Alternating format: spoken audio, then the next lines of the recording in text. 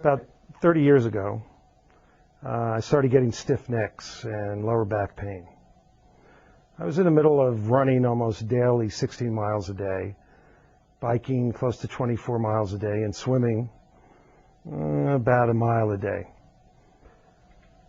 Stiff necks, stiff lower back led me to see a rheumatologist who at that time said I had atypical ankylosing spondylitis.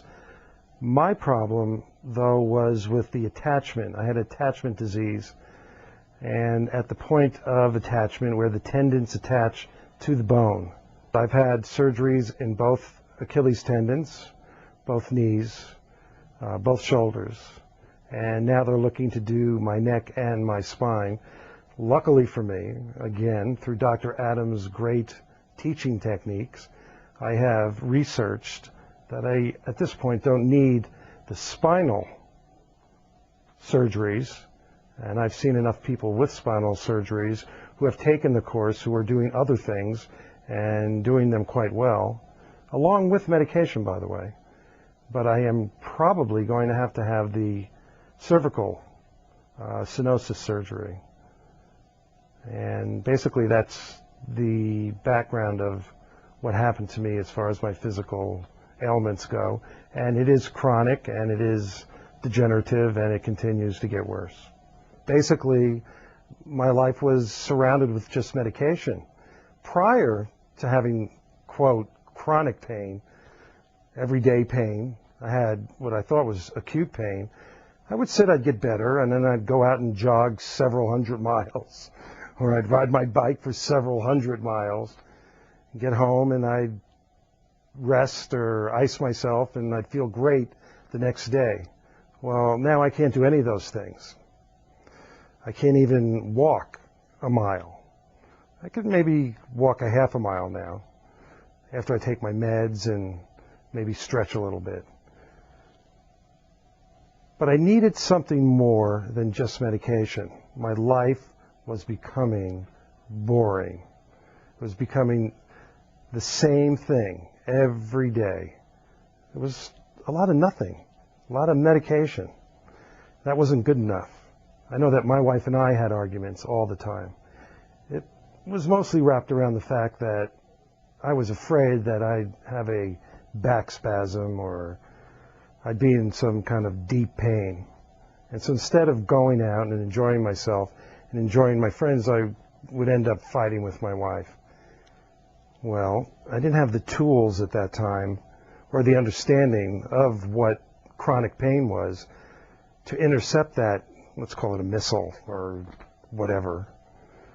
And I took Adams's course and was lucky enough to get those tools.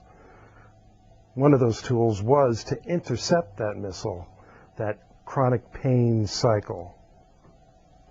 I've gone to lots of different doctors, and they gave me medications, and I'd be sitting home, I would take the medication, and I'd wait, and I'd wait, and I'd wait, and I'd wait for the next dosage.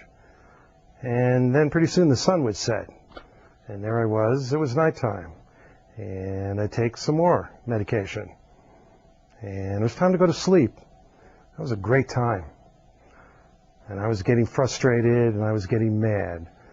And I was finding that my life was just full of little landmines. And with the help of Dr. Adams, I was finding out what those landmines were about. I was finding that I wasn't so weird as much as chronic pain has landmines in them. Now I have some tools. I have tools that allow me to take my medication, but I don't have to wait. Guess what? I've got something else to do today. And guess what? I don't have to worry about stepping on a landmine. I've got a tool to go around that landmine. It's really kind of a neat feeling, and it really is different.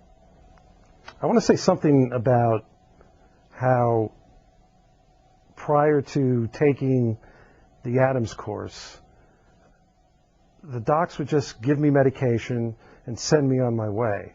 I didn't have a blueprint to anything else. It was just me taking medication and saying, now be gone. That wasn't going to get it. I had two guys that were in my corner and teaching me and showing me that there was more than just medication. There were tools and a blueprint. And Dr. Adams would use the term like an architect. He would use the term, if you know how the house was built, then you can unbuild the house piece by piece, if I recall properly. Then you can get at it. And little by little, I found that I was unbuilding old bad habits and rebuilding my new life with chronic pain and getting out of bad habits and rebuilding a life that would include walks on the beach with my wife, not canceling movies with my friends, not canceling going out to dinner with my friends, last minute having fights with my friends so I wouldn't have to worry that I wouldn't be able to show up. Guess what? Hey, it's Mitch. I can't make it. I don't feel so great tonight.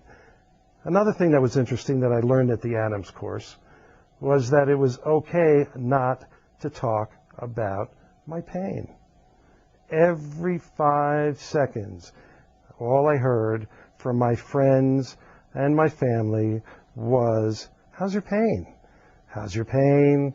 Pain is pain is pain. And I didn't realize it. It wasn't until Dr. Adams pointed out that that's all we talked about was pain. Guess what?